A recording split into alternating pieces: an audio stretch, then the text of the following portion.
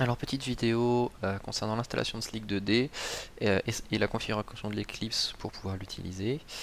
Je pars du principe donc que vous n'avez rien, pas d'archives à votre disposition, voilà, donc c'est-à-dire qu'il va falloir aller télécharger sur internet Slick 2D et ses dépendances et puis ensuite installer le tout sur votre ordinateur et puis configurer votre workspace. Donc l'avantage de ce postulat, c'est que ce que je vais vous présenter est compatible quel que soit votre système d'exploitation.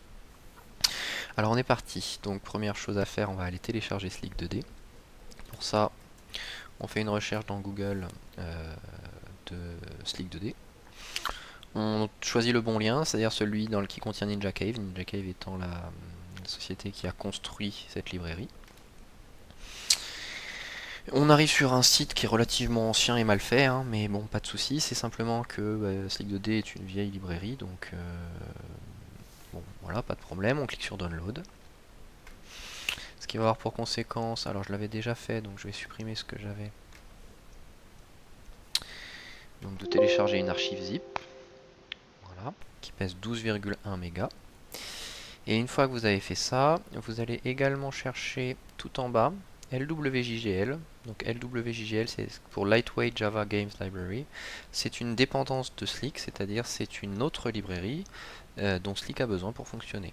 Vous cliquez dessus. Alors là, vous arrivez sur le site de LWJGL. Vous faites très attention, la version la plus récente, donc ça c'est une librairie qui continue d'être mise à jour, et en particulier la version la plus récente c'est la version 3.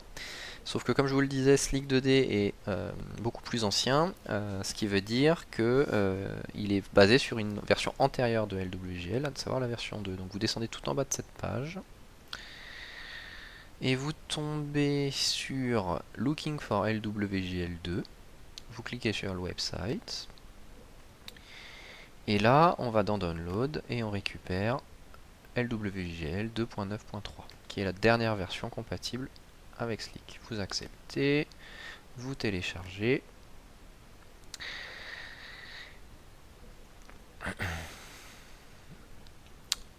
Voilà, donc vous enregistrez le tout, hein.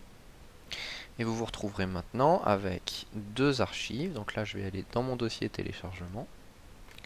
Je me retrouve bien avec deux archives. Bon, ça c'est pareil, je vais le supprimer. Une première archive qui s'appelle LWJGL 2.9.3, une deuxième archive qui s'appelle Slick. Je vais extraire les deux.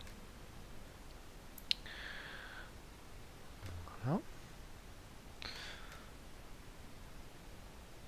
Et je me retrouve maintenant avec un...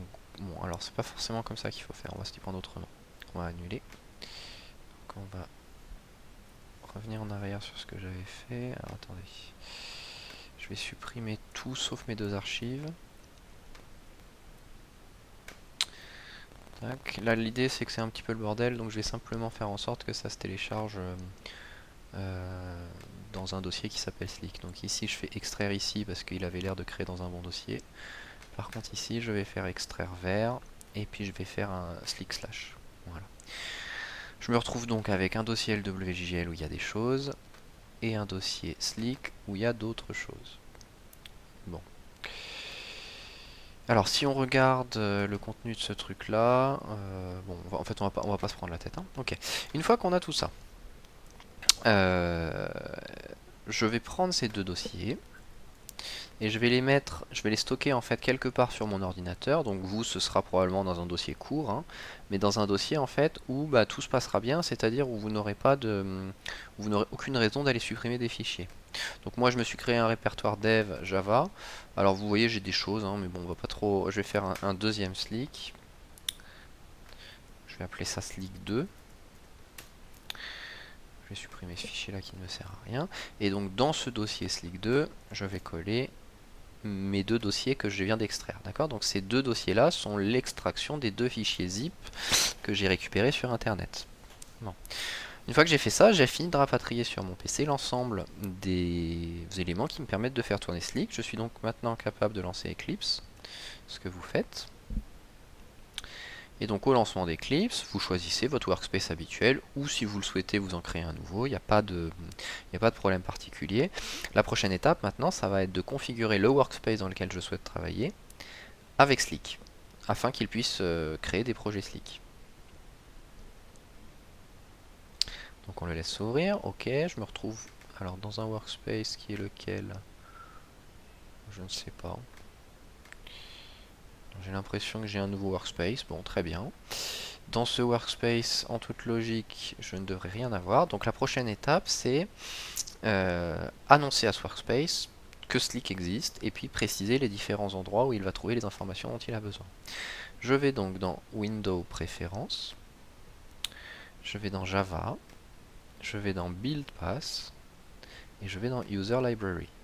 Donc dans ce répertoire, dans cette fenêtre, se trouvent en fait toutes les librairies installées sur votre ordinateur et que vous souhaitez pouvoir utiliser dans vos différents projets. Donc une librairie, c'est rien d'autre qu'un ensemble de classes qui vous donne accès à des fonctionnalités qui ne sont pas de base dans Java. En particulier, Slick, ça vous donne accès à des fonctionnalités liées aux jeux vidéo, à savoir créer une fenêtre, ajouter du son, des images, etc. Donc je clique sur New, je lui donne un nom, alors ça c'est arbitraire, hein. Mais bon, c'est plus cohérent de lui donner le nom de la librairie. Je vais cliquer sur Add External Jars. Donc Add External Jars, c'est ajouter le lieu en fait où se trouvent les classes qui définissent la librairie. Donc là, je vais dans mon répertoire dans lequel j'ai copié mes deux fichiers. D'accord, je clique dans Slick et le répertoire qui m'intéresse, c'est celui-là. Dans ce répertoire se trouvent en fait toutes les librairies associées à Slick. Vous sélectionnez tout le monde, donc par exemple avec un CTRL A, et pour des raisons de compatibilité, vous décochez avec CTRL-clic gauche Slick Example. Slick Example étant la librairie correspondant aux exemples Slick, et en fait elle est incompatible avec la librairie Slick elle-même. Vous faites ouvrir. Vous allez ensuite dans LWJG. Donc là, en fait, là, on a ajouté les différentes librairies. Petit point de problème, LWJGL, donc qui est la deuxième. Vous savez, on a téléchargé deux fichiers. Donc LWJGL pour Lightweight Game Java Game Library. Cette librairie fait appel à des fonctions qui sont spécifiques au système d'exploitation que vous utilisez. C'est-à-dire que vous allez avoir des comportements différents sur Linux, sous Windows ou sous Mac. Il faut donc préciser à LWJGL sur quel système d'exploitation on se trouve. Pour cela, on va cliquer sur Native Library Location, c'est-à-dire la localisation des librairies natives, une librairie native étant une librairie propre à un système d'exploitation. Donc on clique là-dessus, je précise bien sur lwjgl.jar. On va dans Edit, External Folder, et là on va retourner dans notre répertoire où on avait collé nos deux fichiers. Et cette fois, on va aller dans LWJGL, native, et ici, vous choisissez votre système d'exploitation. Donc moi, je suis sur Windows, je vais donc cliquer sur Windows. Je fais sélectionner un dossier, je fais OK, je fais Apply and Close, et logiquement, j'ai fini. C'est-à-dire qu'à partir de maintenant, je suis capable, dans mes projets, d'utiliser Slick. On va faire tout de suite un test. Je vais donc créer un nouveau projet Java, que je vais appeler test, on va mettre Hello World Slick. Je clique sur Finish. Je ne crée pas le module info.java. Alors une fois que j'en suis là, vous voyez par défaut, mon projet n'utilise que Java SE12, qui est en fait la dernière version de Java que j'ai installée. C'est-à-dire que par défaut, il n'a pas de raison d'utiliser Slick. Il faut donc que je le configure pour dire, toi projet, tu vas utiliser Slick. Pour faire ça, je clique droit dessus, je vais dans Build Path, Add Libraries. Je choisis les librairies utilisateurs et je coche la librairie que j'ai installée. Je fais Finish. Elle se rajoute ici, ce qui veut dire qu'à partir de maintenant, mon projet est prêt pour faire du Slick. Faisons un petit Hello World. Donc je vais créer une classe principale que je vais appeler Main, donc qui sera mon point d'entrée, c'est-à-dire qu'elle aura un public void main. Hein. Et puis je vais créer une deuxième classe qui sera celle-ci, donc un basic game, c'est-à-dire un jeu basique Slick. Donc ça c'est juste en fait la classe de base pour faire du Slick qui fera l'objet d'une autre vidéo. Je vais l'appeler mon jeu. Hein. Et donc pour préciser que c'est un basic game, j'écris ici basic game, je fais CTRL espace ou je fais browse si vous voulez pas faire le raccourci. Donc il va me proposer toutes les classes qu'il a dans les librairies, donc dans les 2 librairies que j'ai ajoutées ici. Il va me proposer toutes les classes qui correspondent à ces mots-là. Et donc là, je choisis Basic Game. Je ne choisis pas Basic Game State, c'est autre chose, hein. Vous ne cliquez pas là-dessus, vous choisissez bien Basic Game. Vous cochez les 2 dernières cases ici. Vous faites Finish. Et je me retrouve avec tout un ensemble de choses qui feront l'objet une nouvelle fois d'une autre vidéo, mais qui grosso modo définissent le comportement et le rendu visuel de votre jeu. Dernière étape, dans mon point d'entrée, je crée une instance de cette classe. Donc je crée une instance de mon jeu. Alors le constructeur de Basic Game nécessite un nom, tout simplement le nom de votre jeu, hein, super jeu, appeler Hello World. Une fois que vous avez fait ça, donc là vous avez maintenant votre jeu, il vous faut un endroit, une fenêtre dans lequel afficher votre jeu. Donc une fenêtre en Slick, ça s'appelle un App Game Container, qui prend en paramètre un jeu. Donc cette ligne là, elle dit, tiens, alors pourquoi il aime pas? Bien sûr, parce que j'ai pas mis de nom de variable.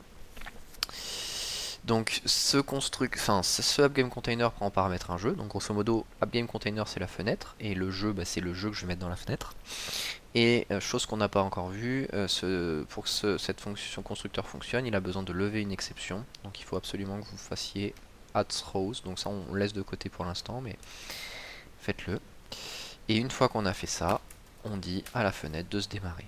Voilà. Et logiquement, si tout a été fait correctement, à l'exécution, vous avez une fenêtre noire qui s'ouvre. Et ça, c'est typiquement la fenêtre de Slick qui est prête à recevoir des choses et qui tourne là actuellement à 3300 fps. On va faire un petit test, juste pour être sûr que tout va bien. Dans ma méthode render, je vais demander à mon graphics de dessiner je sais pas moi, dessinons un rectangle en coordonnées 100, 100, d'une largeur de 100 et d'une hauteur 100. Et puis demandons à ce que ce rectangle soit orange. Donc ça c'est des choses qui sont propres à Slick, mais donc à l'exécution, je me retrouve bien avec un rectangle orange qui se trouve aux coordonnées 100, 100 et qui fait 200 de large, 100 de haut. Voilà, donc là Slick est parfaitement configuré.